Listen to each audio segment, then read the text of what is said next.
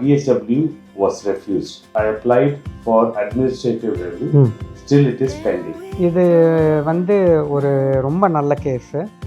Admin review refuse ஆகிறதுக்கான வாய்ப்பு தான் ரொம்ப ஜாஸ்தி. But I am on a skilled worker visa. If I am going on maternity leave, will that affect my ILR application by any chance? கண்டிப்பாக maternity effect ஆகாது. Sabbatical பற்றி அவங்க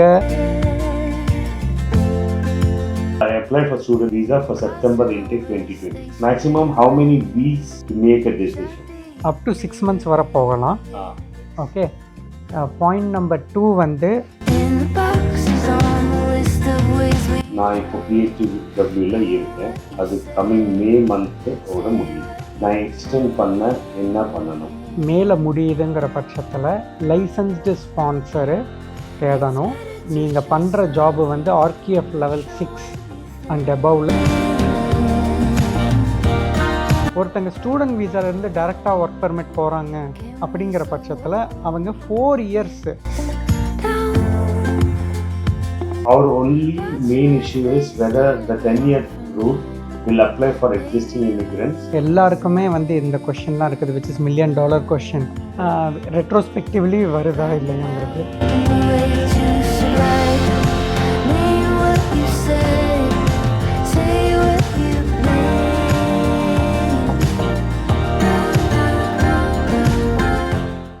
so வணக்கம் மக்களே, நீங்களாம் எப்படி இருக்கீங்க? நான் சூப்பராக இருக்கேன். நான் வந்து இப்போ வந்து ஃபேஸ்புக்லேருந்து இருக்க கொஸ்டின்ஸ் எல்லாம் ஆன்சர் பண்ண போகிறேன். மொதல் எபிசோடில் வந்து இன்ஸ்டாகிராம்லேருந்து பண்ணோம், இப்போ ஃபேஸ்புக்லேருந்து. நிறைய பேர் ஒரு தப்பு பண்ணுறீங்க. என்ன பேருனா பெரிய தப்பு பண்ணுறீங்க. ஒன்று வந்து சப்ஸ்கிரைப் பண்ணாமல் பார்த்துட்ருக்கீங்க. சப்ஸ்கிரிப்ஷன் பண்ணிங்கன்னா உங்களுக்கு இந்த வீசா மட்டும் இல்லை, நிறைய டீட்டெயில்ஸ் நம்ம எங்கெங்கே எஜுகேஷனு, வேறு இங்கே லோக்கலாக வீடு வாங்குறது, எல்லாத்துக்கும் நம்ம இன்ஃபர்மேட்டிவ் கண்டென்ட் நிறைய போட்டுட்ருக்கோம். ஸோ நீங்கள் எங்களை சப்ஸ்கிரைப் பண்ணி வச்சுட்டிங்கன்னா எல்லாமே நீங்கள் பார்க்கலாம். சரியா? ரெண்டாவது விஷயம் வந்து இந்த கொஸ்டின் அண்ட் ஆன்சர்னு நிறைய பேர் கேட்குறீங்க. Q&Aன்னு சொல்லும்போது ஒரு வீடியோ நாங்கள் போடுறோம். நீங்கள் கொஸ்டின் பண்ணுறவங்க மட்டும் ஸ்கிப் பண்ணி பார்க்குறீங்க, பாக்கி எல்லாத்தையும் மிஸ் பண்ணிடுறீங்க. ஆனால் என்னென்னா நீங்கள் பாக்கி கொஸ்டின்ஸ்க்கெலாம் நீங்கள் கொஸ்டின்லாம் பார்க்கும்போது உங்களுக்கு ஓவரால் ஐடியா கிடைக்கும். நீங்கள் சில கொஸ்டின் நீங்கள் கேட்காம இருந்திருப்பீங்க, வேறு யாரோ உங்கள் சார்பாக கேட்டு வச்சுருப்பாங்க. ஸோ அதை பார்க்கும்போது உங்களுக்கு இன்ஃபர்மேஷன் கிடைக்கும். ஸோ நிறைய பேர் எங்கள்கிட்டலாம் சொல்லிட்டு இருந்தீங்க, ஹெட்ஃபோனை போட்டுவிட்டு நீங்கள் என்ன பேசினாலும் நான் கேட்டுருக்கோங்க. அதான் நல்லது. ஃபுல்லாக கேட்டிங்கன்னா அதில் இன்ஃபர்மேஷன் உங்களுக்கே கிடைக்கும். உங்கள் ஃப்ரெண்டோட ஃப்ரெண்டு யாரோ ஒரு கேள்வி கேட்டிருப்பாங்க, அந்த கேள்விக்கு நாங்கள் ஆன்சர் பண்ணியிருப்போம். டப்புன்னு நீங்கள் ஆன்சர் பண்ணலாம் அவங்களுக்கு. ஸோ கொஞ்சம் எங்களுக்கும் வந்து என்கரேஜிங்காக இருக்கணும். இந்த மாதிரி ஒரு கொஸ்டின் அண்ட் ஆன்சர் நாங்கள் இவ்வளோ டைம் எடுத்து பண்ணும்போது பாக்கி வீடியோஸ்லாம் சூப்பராக போகுது, இது மட்டும் போகலைன்னா எங்களுக்கும் வந்து என்கரேஜ்மெண்ட் நெக்ஸ்ட் டைம் பண்ணுமா வேண்டாமா. நாங்கள் வியூஸ்க்காக போடுறதில்ல, அது ஒரு வேறு விஷயம். பட் வந்து ஒரு எங்களுக்கும் வந்து ஒரு ஓகே இது நல்லா போகுது, இது இன்னும் கொஞ்சம் என்கரேஜ்மெண்ட்டும் பண்ணலாம் அப்படின்னு தோணும். ஸோ ப்ளீஸ் இதை வந்து உங்களுக்கு யாராச்சும் இந்த கொஸ்டினுக்கு யாராச்சும் உங்கள்கிட்ட கேட்டிருந்தாங்கன்னா இதை ஃபார்வர்ட் பண்ணுங்கள். உங்கள் ஃப்ரெண்ட்ஸை எல்லாரையும் ஃபுல்லாக பார்க்க சொல்லுங்கள். ஏன்னா நிறைய பியூட்டிஃபுல்லான கொஸ்டின்ஸ் மக்கள் கேட்டிருக்காங்க. ஸோ புதுசாக வரீங்க அப்படின்னா திருப்பி வந்து நம்ம கூட உட்காந்துருக்குது இன்றைக்கி வந்து சிங்கத்தோட குகையிலே உட்காந்துருக்கோம் நம்ம. ஸோ பத்ரி பால வெங்கடேஷன் அவர் பேர். அவங்க வந்து சீனியர் இமிக்ரேஷன் லாயர். ஸோ தமிழ்லேயே வந்து நிறைய தமிழ் மட்டும் தெரிஞ்ச மக்களுக்கும் இல்லை, இங்கிலீஷு, நார்த் இந்தியன்ஸு, அவ்வளோ கிளைண்ட்ஸு எல்லாம் உலகம் ஃபுல்லாக இருக்க கிளைண்ட்ஸ் எல்லாம் அவங்கள்ட்ட இருக்காங்க. மோர் தென் 6,000 ஹாப்பி கிளைண்ட்ஸு. இன்றைக்கும் சக்ஸஸ்ஃபுல்லாக நிறைய பேருக்கு வந்து சக்ஸஸான வீசாஸ் எடுத்து கொடுத்துட்டு இருக்காரு. காம்ப்ளிகேட்டட் கேசஸ் எல்லாம் அமேசிங்காக சால்வ் பண்ணிகிட்டு இருக்காரு. இவங்களோட கம்பெனி பேர் வந்து யூனிவர்சல் ஃபார்ச்சூன்ஸ் லிமிடெட், UF. அவங்களோடது வெப்சைட் போனீங்கன்னா www.ufvisas.com. ஸோ இதில் மெயினாக வந்து IAAன்னு சொல்லுவாங்க. எப்படின்னா இமிக்ரேஷனை பொறுத்த வரைக்கும் உங்களோட கேஸை எடுத்துகிட்டு போய் ஒரு கோர்ட்டில் போய் வாதாடணுன்னா IAAல லெவல் 3 முடிச்சிருக்கணும். இவங்க ஏற்கனவே அதை முடிச்சு வச்சுருக்காங்க. ஸோ இது தேங்க்ஸ் டு IAA. ஸோ மக்களே, இப்போ வந்து வேறு ஏதாச்சும் ஸ்பெசிஃபிக் கொஸ்டின்ஸ் இருந்ததுன்னா இது வரைக்கும் பார்த்தீங்கன்னா நம்ம ஸ்டூடெண்ட்ஸ் எய்ம்ரிட்ஸ் வழியாக வர ஸ்டூடெண்ட்ஸ்க்கு எல்லாருக்கும் ஹெல்ப் பண்ணிகிட்டு இருக்காங்க. அது மட்டும் இல்லாமல் நிறைய காமனான ஸ்டூடெண்ட்ஸ் நிறைய எங்கள்கிட்ட வந்து கேள்வி கேட்குறது, டப்புன்னு ஒரு ஃபோன் எடுத்துகிட்டு இன்றைக்கி கூட நிறைய பேர் தேங்க் பண்ணிட்டு இருக்கீங்க. ஒரு கால்லேயே நிறைய கொஷின்ஸை நாங்கள் பல நாள் சிக்கல் இருந்தவங்களாம் நம்ம முடிச்சிருக்காங்க. Plus skilled worker visa, ILR, எந்த கேஸாக இருந்தாலும் இன்ஃபர்மேஷனோட ஃபுல்லாக இது இப்படி பண்ணுங்க அப்படி பண்ணுங்கன்னு ஒரு காசு வாங்காமல் நம்மளுக்கு நம்ம நேயர்களுக்கு நம்ம சப்ஸ்கிரைபர்ஸ்க்கு ஹெல்ப் பண்ணிகிட்ருக்காரு. இதில் ஒருத்தர் இப்போ கமெண்ட் போடுங்க, ஏன்டா இவ்வளோ பெரிய லெங்க்த்தாக நீங்கள் வந்து இது இன்ட்ரொடக்ஷன் கொடுக்குறீங்க, இதெல்லாம் சொன்னால் தான் மக்களுக்கு புரியும். நீங்கள் வேணால் நேற்றுலேருந்து கேட்டுக்கலாம், புதுசாக வந்தவங்களுக்கு சொல்லி தான் ஆகணும். ஸோ மக்களே டேரெக்டாக இப்போ கொஸ்டின்ஸ் போயிடுவோம். ஸோ ஃபேஸ்புக்கில் நிறைய பேர் கொஸ்டின் கேட்டிருக்கீங்க. அது ஃபஸ்ட்டு கொஸ்டின் கேட்குறேன். Hi sir, I am September 2023 intake student. My BRP is expired on Jan 11, 2025. But after that, I completed my course and I got graduation on March 18. I applied for a fee waiver on Jan 9, which means before my BRP expires, and it's got success. After that, I varied into FLR to PSW, but my PSW was refused. On May 8, I applied for administrative review. Still, it is pending. What would be the possible outcome in my case? இப்போ இது வந்து ஒரு ரொம்ப நல்ல case. Admin review refuse ஆகிறதுக்கான வாய்ப்பு தான் ரொம்ப ஜாஸ்தி. பட் ஜுடிஷியல் ரிவ்யூவில் ஓவர் டர்ன் ஆகும். இதே மாதிரி 3 கேஸு வந்து நாங்கள் ஓவர் டர்ன் பண்ணியிருக்கோம் ஜுடிஷியல் ரிவ்யூவில். அட்மின் ரிவ்யூலையும் வரலாம், ஆனால் அதுக்கான சான்சஸ் ரொம்ப ரொம்ப கம்மி. பட் ஜுடிஷியல் ரிவ்யூவில் கிடைக்கிறதுக்கான சான்சஸ் ரொம்ப ரொம்ப ஜாஸ்தி. அட்மின் ரிவ்யூங்கிறது வித்தின் த ஹோம் ஆஃபீஸ், அது வந்து வேற ஒரு கேஸ் ஒர்க்கர் பார்த்து அவங்க டெசிஷன் எடுத்தது கரெக்டாக, ப்ரீவியஸ் கேஸ் ஒர்க்கர் எடுத்தது கரெக்டாங்கிறது பார்ப்பாங்க. ஜுடிஷியல் ரிவ்யூங்கிறது ஹை கோர்ட்டுக்கு நீங்கள் போகிறீங்க, அப்போ வந்து ஜட்ஜு அவங்க வந்து அதை பார்ப்பாங்க. நார்மலாக வந்து அவருக்கு ரெஃப்யூஸ் பண்ணது என்ன ரீசனாக இருக்கும் அப்படின்னு நான் கெஸ் பண்ணுறேன்னா, அவங்க வந்து கோர்ஸை அந்த ஸ்டூடெண்ட் வீசா முடிகிறதுக்கு முன்னாடியே அவங்க கோர்ஸை கம்ப்ளீட் பண்ணியிருக்க மாட்டாங்க. அந்த ஃபீ வேவர் இல்லை அந்த எஃப்எல்ஆர் பீரியடில் தான் அந்த கோர்ஸை கம்ப்ளீட் பண்ணியிருப்பாங்க. உதாரணத்துக்கு அவங்களுக்கு ஒரு ரீசெட் இருந்திருக்கும். ஸோ அவங்க என்ன ரெஃப்யூஸ் பண்ணியிருப்பாங்கன்னா, நீங்கள் வந்து இந்த கோர்ஸை கம்ப்ளீட் பண்ணது உங்கள் ஸ்டூடெண்ட் வீசா பீரியடில் இல்லை, டியூரிங் இந்த ஃபீ வேவர் எஃப்எல்ஆர் பீரியடு, அதனால அதை நாங்கள் கன்சிடர் பண்ண மாட்டோன்னு. ஆனால் ஜுடிஷியல் ரிவ்யூவில் நம்ம போகும்போது சேலஞ்ச் பண்ணுறது என்னென்னா, அது செக்ஷன் 3C. செக்ஷன் 3Cங்கிறது ப்ரீவியஸ் கண்டிஷன், அது ஸ்டூடெண்ட் வீசா தான். So it should be accepted as he has completed in student வீசான்னு சொல்லி போகிறோம். ஸோ அது வந்து ஓவர் டர்ன் ஆகுது. So that is my advice. Okay, thank you. Admin ரிவ்யூக்கு அப்புறம் அவங்க ரெஃப்யூசல் ஆனதுக்கு அப்புறம் பண்ண வேண்டியது, அதுக்கு முன்னாடி பண்ண முடியாது. கரெக்ட். அதுலேயே நீங்கள் சக்ஸஸ் ஆகிறதுக்கு சான்சஸ் ஆனால் ரொம்ப கம்மியான சக்ஸஸ் ஆகிறதுக்கான சான்சஸ், அது அட்மின் ரிவ்யூவில் சக்ஸஸ் ஆகிறதுக்கான சான்சஸ் கம்மி, ஜுடிஷியல் ரிவ்யூவில் சக்ஸஸ் ஆகிறதுக்கான சான்சஸ் ரொம்ப ஜாஸ்தி. Of course it's not guarantee 100%, but very good chance. Hi bro, I have a visa related question. I am on a skilled worker visa. If I am going on maternity leave for 1 year, or if I am taking unpaid sabbatical in between for 6 months, will that affect my ILR application by any chance? அதாவது கண்டிப்பாக maternity effect ஆகாது. Sabbatical பற்றி அவங்க எதுவுமே சொல்லலை, but I think sabbatical cover ஆகாது. ஓகேயா? So as of now அதுக்கு கிளாரிட்டி வரலை, but I am guessing sabbatical cover ஆகாதுங்கிறது. அதாவது இல்லை, ஆகும், இஷ்யூ ஆகும். கண்டிப்பாக மெட்டர்னிட்டி ஆகாது, அதுதான் என்னால் சொல்ல முடியும். சபாட்டிக்கல்னா அவங்க எக்ஸ்டெண்ட் பண்ண ட்ரை பண்ணிட்டு இருப்பாங்க. ஆமாம், 6 months அது அன்பெய்ட் லீவ் மாதிரி போகும்.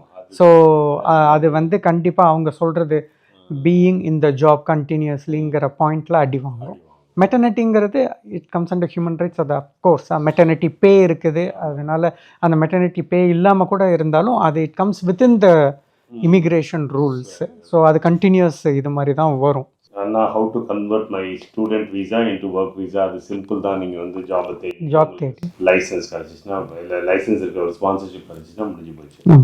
ஓகே, இன்னொருத்தர் I apply for student visa for September intake 2025. I've completed my biometric appointment on 25/8/2025. Still now I've not got any update from UKVI. I inquired the UKVI on 16/9/2025 by online, but I still didn't get any updates. So I called them on 23rd after I got email, your application status final stage, and then I get email on I got an email on 3rd October saying that, sorry, we can't take decision on your processing time. So your application is under process. As soon as the decision is taken, we'll tell you. Maximum how many weeks would the UKVA take to make a decision? I've applied this from Namakkal district. Okay. So அவங்களுக்கு up to 6 months வர போகலாம். Okay. Okay. Point number 2 வந்து இன்டர்வியூக்கு ready ஆக சொல்லுங்கள். Okay. ஏன்னா interview வரதுக்கான வாய்ப்பு ரொம்ப ரொம்ப ஜாஸ்தி. Okay. I would say close to 95%. So இன்டர்வியூக்கு ரெடி ஆகுங்க. நம்ம வந்து ஸ்கில்டு ஒர்க்கருக்கு என்ன மாதிரி கொஷின்ஸ் கேட்குறாங்க, இன்டர்வியூ எப்படி ப்ரிப்பேர் ஆகணுங்கிற ஒரு வீடியோ போட போகிறோம். அது வரக்கூடிய நாட்களில் வரப்போகுது. ஸோ அதை பாருங்கள், அது உங்களுக்கு ஹெல்ப்ஃபுல்லாக இருக்கும். ஓகே. மணி ஹாய்னா, எனக்கு ஒரு கொஸ்டின் இருக்குது. நான் இப்போ PHDWல இருக்கேன். அது கம்மிங் மே மந்த்தோட முடியுது. மே 26. நான் எக்ஸ்டெண்ட் பண்ண என்ன பண்ணணும்? எனக்கு குக்கிங் ஸ்கில் இருக்குது, but I'm not a chef. But small truck business start பண்ணி எனக்கு நானே செல்ஃப் ஸ்பான்சர் பண்ண முடியாது, அது மீறே சொல்லிட்டோம். பட் கொடுத்தா முடியுமா? அதுவும் என்ன பண்ணணும்? ஸோ கைட் பண்ணுங்கள் please. Okay. So point number 1, நீங்கள் மேலே முடியுதுங்கிற பட்சத்தில் எல்லாருக்கும் சொல்கிற அதே ஆன்சரு தான். லைசன்ஸ்டு ஸ்பான்சரு தேடணும். நீங்கள் பண்ணுற ஜாபு வந்து RQF லெவல் 6 அண்ட் அபவ்வில் இருக்கணும். அதுக்கு கீழே இருக்கக்கூடிய ஜாப்ஸு எதுக்குமே உங்களுக்கு வீசா கிடைக்காது. நீங்கள் செல்ஃப் ஸ்பான்சர்ஷிப் பண்ணுறதா இருந்தாலும் அதுக்கு ரிலேட்டடான பிஸ்னஸ் எடுத்திங்கன்னா பண்ணலாம். இந்த ரெஸ்டாரண்ட்ஸு இதுக்கு முடியாது. ஃபார் எக்ஸாம்பிள், நீங்கள் ஐடி கம்பெனி ரன் பண்ணுறீங்க, இல்லை இகாமர்ஸ் பிஸ்னஸ்ஸு, இல்லை எக்ஸ்போர்ட் இம்போர்ட், அந்த மாதிரி, அதாவது டெம்ப்ரவரி ஷார்ட்டேஜ் லிஸ்ட்லேயோ இல்லை இமிக்ரேஷன் சேலரி லிஸ்ட், அதில் இருக்கக்கூடிய பொசிஷனில் சம்மந்தப்பட்ட பிஸ்னஸ். இப்போ எக்ஸ்போர்ட் இம்போர்ட் பிஸ்னஸ், அதில் லாஜிஸ்டிக் மேனேஜர், அது மாதிரி நீங்கள் உங்கள் பிஸ்னஸை எடுத்து பண்ணிங்கன்னா செல்ஃப் ஸ்பான்சர்ஷிப் செய்யலாம். அது தவிர வேறு எந்த ஆப்ஷன் இல்லை. வண்டி இதில் ஃபுட் ட்ரக் அதெல்லாம் சான்ஸ் முடியாது. Hi Anna, please add this question. I applied skilled worker visa in medium skill. அவர் என்ன சொல்ல வர்றாருன்னா, நான் ஏற்கனவே வந்து skilled worker visa medium skill level ஜாப்ல 2 இயரா பண்ணிட்டு இருக்கேன். Can I extend this after 2 years? கண்டிப்பாக பண்ணலாம். Even if I இது எக்ஸ்டெண்ட் பண்ணால் என்னோட ஃபேமிலியை கொண்டு வரலாமா? ஆமாம், இது முன்னாடி கேட்ட அதே கொஷின் தான். பழைய ரூலில் இருக்கிறீங்கன்னா கண்டிப்பாக பண்ணலாம். நீங்கள் எக்ஸ்டெண்டும் பண்ணலாம், செட்டில்மெண்ட்டும் வாங்கலாம், டிபெண்டன்ஸும் கொண்டு வரலாம். Hi, my UK student visa was refused on 21st August 2025 due to a funds error. My cash shows 18,600 as full course fees with a 2,500 scholarship, making it 16,100 net fees. I paid 8,000 and kept an extra 1,070. So remaining fees of is around 8,000 plus 10,000 maintenance is equal to 10,000 maintenance is equal to 18,325 required. My bank statement showed 19,394.61 over 28 days, which covers this. The caseworker thought 18,600 was after the scholarship, calculating it to 20,824 needed. Is this a caseworker error? Should I apply for administrative review or reapply for the next intake? Thanks. தயவுசெய்து next இன்டேக்குக்கு நான் என்ன சொல்லுவேன்னா, admin review போடுங்க, wait பண்ணுங்க. ஆனால் இன் பேரலாக வந்து next இன்டேக்குக்கு பண்ணுங்க. எனக்கு தெரிஞ்சு அட்மின் ரிவ்யூ கரண்ட்லி 12 months எடுக்கிறாங்க. ஓகே. ஸோ அவ்வளவு it's not worth it. Okay. But sometimes in rare சினாரியோஸில் வந்து சீக்கிரமாக எடுக்கிறாங்க. அது கிடையாது அட்மின் ரிவ்யூக்கு. ஸோ நெக்ஸ்ட் இன்டேக்குக்கே நீங்கள் எய்ம் பண்ணுங்கள். அட்மின் ரிவ்யூவை ஒரு பேக்கப்பாக வச்சுக்கோங்க. நீங்கள் ஃபஸ்ட்டு ஆப்ஷனாக வச்சுக்கிறது நெக்ஸ்ட் இன்டேக்கு. அட்மின் ரிவ்யூவை சைமல்டேனியஸாக போடுங்க. அது நெக்ஸ்ட் இன்டேக் டைம் வரும்போது வரலைங்கிற பட்சத்தில் நீங்கள் ஈஸியாக அட்மின் ரிவ்யூவை வித்ட்ரா பண்ணிவிட்டு உங்கள் ஃப்ரெஷ் அப்ளிகேஷனை கண்டினியூ பண்ணிக்கலாம். ஓகே. ஸோ பெஸ்ட் ஆப்ஷன் வந்து இப்போ வந்து நெக்ஸ்ட் இன்டேக்கில் போடுறது தான் உங்களுக்கு பெட்டர் ஆப்ஷன். ஆமாம். வரும்போது பார்த்துப்போம். நீங்கள் வந்து இந்த யூனிவர்சிட்டியே சரி இல்லை வேறு யூனிவர்சிட்டி அப்ளை பண்ணாலும் உங்களுக்கு கண்டிப்பாக இதோட ரீஃபண்ட் நீங்கள் பே பண்ணதெல்லாம் ரீஃபண்ட் வாங்கிக்கலாம், அது பிரச்சனை கண்டிப்பாக. கரெக்டாக இல்லை. Hi Raju Anna, I have a question regarding new entrant visa. So please do one section on new entrant visa. Do we need to show money while processing the visa? New entrant visa first of all வந்து skilled ஒர்க்கருக்கு மட்டும்தான் இருக்குது, வேறு எதுக்குமே கிடையாது. சரியா? So new என்ட்ரண்ட்டுங்கிறது என்னங்கிறத சொல்லிடுறேன். அதாவது ஸ்கில்டு ஒர்க்கர் வீசாவில் நீங்கள் அண்டர் 26 இயர்ஸ் ஓல்டோ இல்லை ஸ்டூடெண்ட் வீசாவை கோர்ஸை கம்ப்ளீட் பண்ணியிருந்தாலோ இல்லை பிஎஸ்டபிள்யூவில் இருந்தீங்கன்னா நீங்கள் நியூ என்ட்ரண்ட்டாக வந்து லோவர் சேலரி கிளைம் பண்ணிக்கலாம். ஓகே. ஸோ இப்போது மேக்ஸிமம் பீரியட் வந்து 4 இயர்ஸு தான் நியூ என்ட்ரண்ட்டுங்கிறது. ஒருத்தங்க ஸ்டூடெண்ட் வீசாலேருந்து டைரெக்டாக ஒர்க் பர்மிட் போகிறாங்க அப்படிங்கிற பட்சத்தில் அவங்க 4 இயர்ஸு நியூ என்ட்ரண்ட்டாக இருக்கலாம், லோவர் சேலரியிலே இருக்கலாம். சரியா? அதுவே ஒருத்தங்க பிஎஸ்டபிள்யூவில் இருந்துட்டு ஸ்கில்டு ஒர்க்கருக்கு போனாங்கன்னா 2 வருஷம் பிஎஸ்டபிள்யூவில் ஸ்பெண்ட் பண்ணிட்டாங்க. ஸோ இன்னும் 2 இயர்ஸு தான் வந்து அவங்களால நியூ என்ட்ரண்ட்டாக இருக்க முடியும். அதுக்கு அடுத்தது இப்போ ஒரு ஸ்டூடெண்ட்டு வந்து 4 இயர்ஸுக்கு அப்புறம் 5th இயர் எக்ஸ்டென்ஷன் போகும்போது ஹையர் சேலரிக்கு போகணும். இது பாயிண்ட் நம்பர் 1. சரியா? அதுவே ஒரு பிஎஸ்டபிள்யூவில் இருக்கிறவங்க நியூ என்ட்ரண்ட் 2 இயர்ஸ் முடிஞ்சதுக்கப்புறம் எக்ஸ்டென்ஷன் போகும்போது இந்த லாஸ்ட் 3 இயர்ஸ் ஹையர் சேலரியில் இருக்கணும். இது பாயிண்ட் நம்பர் 2. அவ்வளவுதான் சிம்பிள். ஓகே. சூப்பர். அடுத்து வந்து if a person is working in NHS whether they need to pay IHS fees? இல்லை, அதாவது என்ஹெச்எஸ்எல்ல உங்களுடைய ஜாப் ஹெல்த் கேர் எஸ்ஓசி கோடில் வந்தால் மட்டும் நீங்கள் பண்ண தேவையில்லை. ஆனால் இதுவே நீங்கள் என்ஹெச்எஸ்எல்ல ஒர்க் பண்ணுறீங்க, ஆனால் வந்து ஒரு ஐடி ஆர்கிடெக்டாக இருக்கீங்க இல்லை ஐடி டெவலப்பராக இருக்கீங்கன்னா கண்டிப்பாக நீங்கள் பே பண்ணி தான் ஆகணும். Hi, I am from Sri Lanka. Husband is 47 and I am 44. Completed the caregiver NVQ level 4 and have a 2 years experience in this field. My daughter is 14 and I want to come to UK. Is there any possibility for the whole family to migrate there? I want to know how much I should spend to get an offer letter from a care home. Do you know any care homes that gives offer letters for care workers? If you know, please suggest. First of all care ஒர்க்கர்ஸை ஸ்ரீலங்காவோ இந்தியாவோ இல்லை பாகிஸ்தான்லேருந்தோ கொண்டு வரதை நிப்பாட்டிட்டாங்க July 22 so unfortunately உங்களுக்கு யூகேல இந்த பர்டிகுலர் கேட்டகரியில் வரதுக்கான வாய்ப்பு கிடையவே கிடையாது. So, hi sir, I need a clarity regarding taxes. Actually, got visa October from new employer, October 2025, but my old employer doesn't pay the taxes for August and September 2025. Is there any solution to solve the tax issue or will that affect my ILR period? As of now முன்னாடி சொன்னதான் டேக்ஸை பற்றி நான் advise பண்ணுறதுக்கு I'm not qualified accountant. So இது நீங்கள் ஒரு accountant கிட்ட கேட்கணும் இல்லை ஹெச்எம்ஆர்சியை காண்டாக்ட் பண்ணணும். ரெண்டாவது as of current rules, as per the current rules வந்து ஆஸ் ஆஃப் நவ் அவங்களுக்கு எந்த அஃபெக்டும் ஆகாது. இன்கேஸ் அவங்க புது ரூல்ஸ் இப்போ அப்புறம் வராங்க அப்படின்னா இது அஃபெக்ட் ஆகிறதுக்கான வாய்ப்புகள் இருக்குது. பட் எகெயின் அவங்க ஹோம் ஆஃபீஸ் கிட்ட ஆல்வேஸ் அவங்க வந்து ப்ரூவ் பண்ணலாம், நான் அந்த டைம் ஒர்க் பண்ண எம்ப்ளாயர் தான் பே பண்ணல, இட்ஸ் நாட் மை மிஸ்டேக் அப்படிங்கிற மாதிரி அவங்க அதை செய்யலாம். But again we should wait for the new rules. இப்போது எல்லாமே வந்து ஒரு ஃபுல் கிளாரிட்டி இல்லாமல் இருக்கிறதுனால அதை பற்றி நம்ம ஸ்பெகுலேட் பண்ண வேணாம். Our only main issue is whether the 10-year route will apply for existing immigrants. If so, what are the requirements they need for them to get the ILR?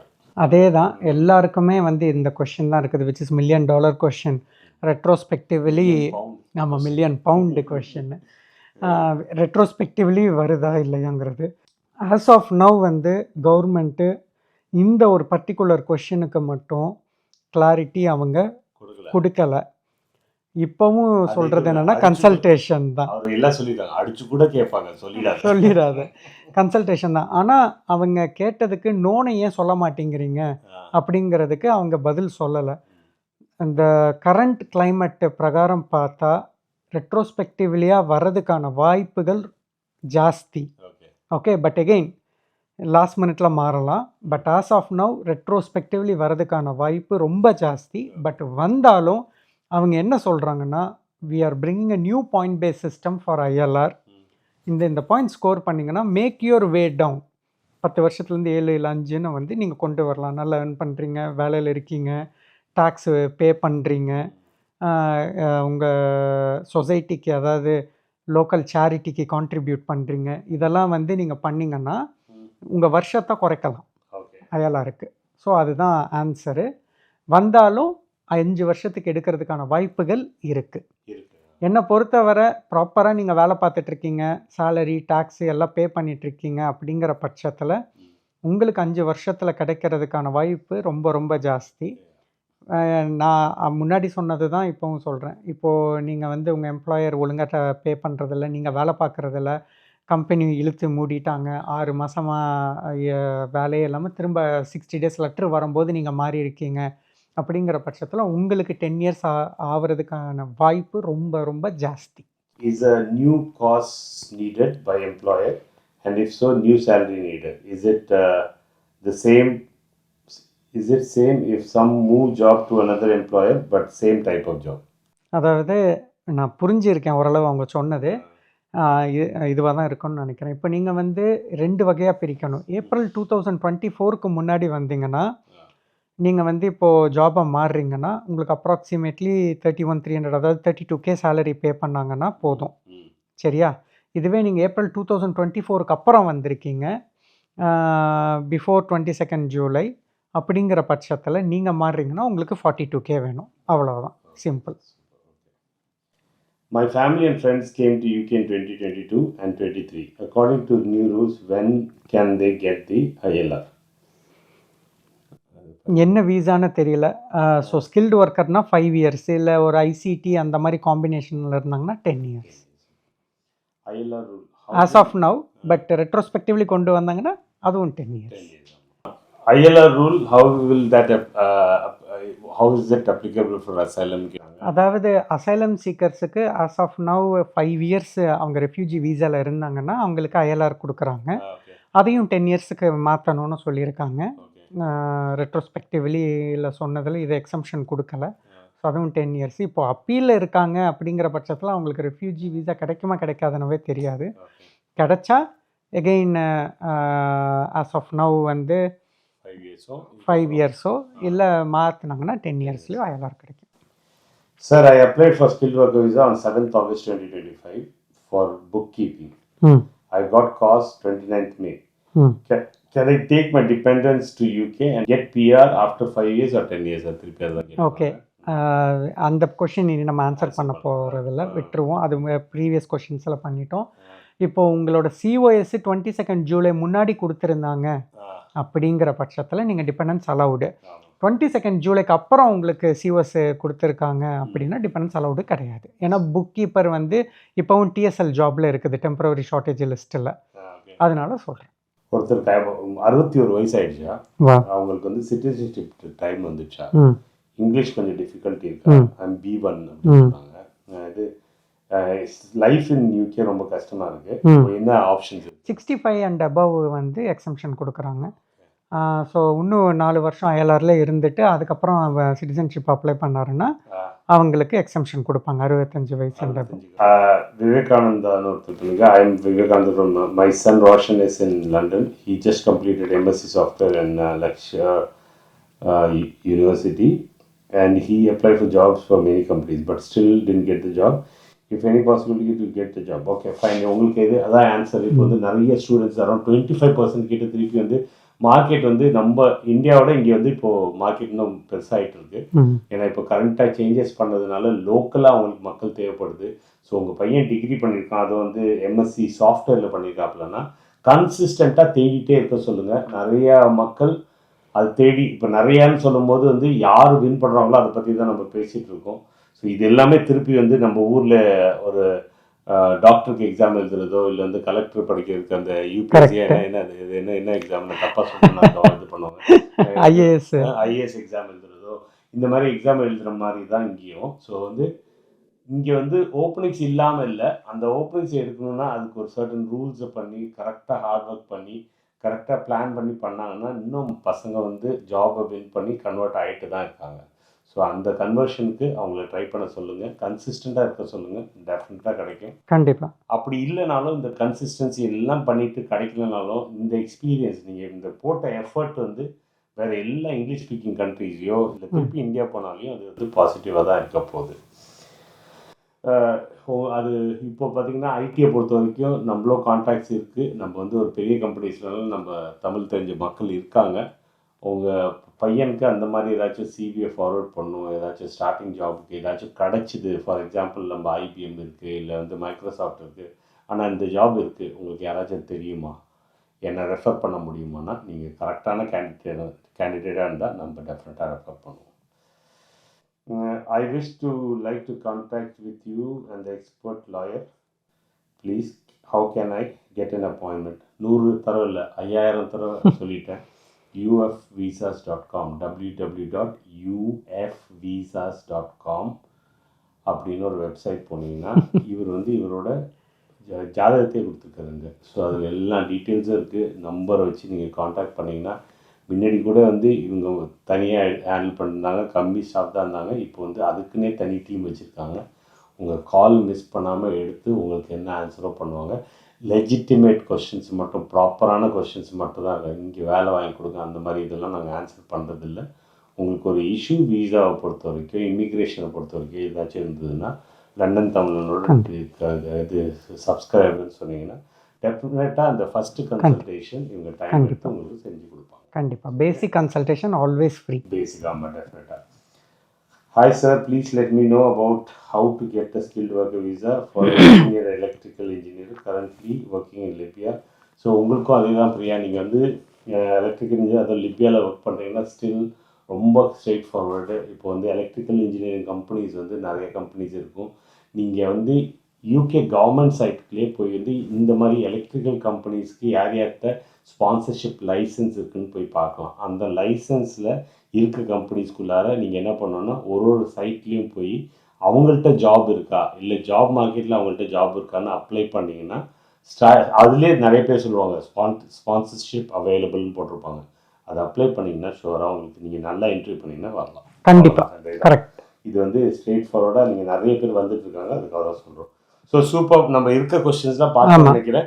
கொஸ்டின்ஸை miss பண்ணியிருந்தால் டெஃபினட்டாக நீங்கள் திருப்பி எங்களுக்கு அனுப்புங்க. நாங்கள் இன்னொரு எபிசோட போடுறோம். நீங்கள் கம்மி வியூஸ் பார்த்தாலும் பரவாயில்ல, நாங்கள் டெஃபினட்டாக போட்டு இருப்போம். இது எங்களோட கடமை. இன்றைக்கும் வந்து நிறைய பேர் எங்களை வந்து பார்த்து இது தேங்க் பண்ணும்போது கண்டிப்பாக உங்களால் நாங்கள் இது பண்ணிட்டு சொல்லும்போது அது எங்களுக்கு நேற்று கூட பேசிட்டு இருந்தோம், ரொம்ப ஹாப்பினஸ் கொடுக்குது. ஸோ வாங்க, நீங்கள் ஒரு வியூவர் பார்த்தா அந்த ஒரு கொஸ்டின் கேட்ட ஒரு ஆள் பார்த்தாலும் அந்த வீடியோ நாங்கள் போடுவோம். ஸோ என்னென்ன இருக்குன்னா ஃபர்ஸ்ட் வந்து ஸ்டூடெண்ட் வீசா. கண்டிப்பாக. அதாவது ஸ்டூடெண்ட் வீசா இன்டர்வியூ என்ன கொஷின்ஸ் எப்படி ப்ரிப்பேர் பண்ணணும் அது. இப்போ ஸ்கில்டு ஒர்க்கர் வீசா எக்ஸ்டென்ஷன் போகிறாங்களோ இல்லை எம்ப்ளாயர் ஸ்விட்ச் பண்ணுறாங்களோ இல்லை புதுசாக அப்ளை பண்ணுறாங்க அப்படின்னா அவங்க எப்படி ப்ரிப்பேர் பண்ணணும். இன்டர்வியூ அவங்களுக்கு ஸ்டார்ட் பண்ணிட்டாங்க, ஃபுல் ஃப்ளெட்ஜாக ஸ்டார்ட் பண்ணிட்டாங்க, என்ன ப்ரிப்பேர் பண்ணணும். அப்புறம் ஃபைனலாக வந்து இங்கே பிரிட்டிஷ் சிட்டிசனாக இருக்காங்க, இல்லை ஐஎல்ஆராக இருக்காங்க, சில செட்டில் ஸ்டேட்டஸில் இருக்காங்க, அவங்க ஒய்ஃபோ இல்லை ஹஸ்பண்டோ குழந்தைங்களோ ஊர்லேருந்து கூப்பிட்டுட்டு வரணும்னா என்ன ரெக்குவயர்மெண்ட். இது எல்லாத்துக்கும் நாங்கள் ஆன்சர் கொடுக்க போகிறோம். மிஸ் பண்ணி